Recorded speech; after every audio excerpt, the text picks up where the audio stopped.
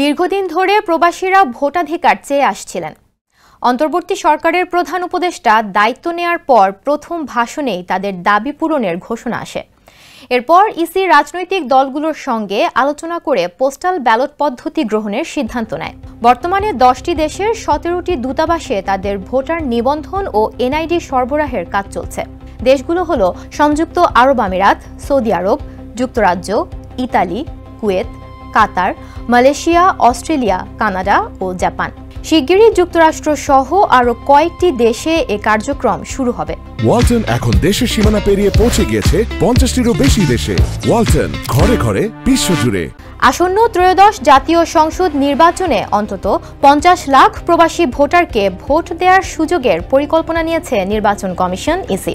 এজন্য postal ballot পদ্ধতিতে vote গ্রহণ করা হবে, যার ব্যয় ধরা হয়েছে প্রায় 400 কোটি টাকা।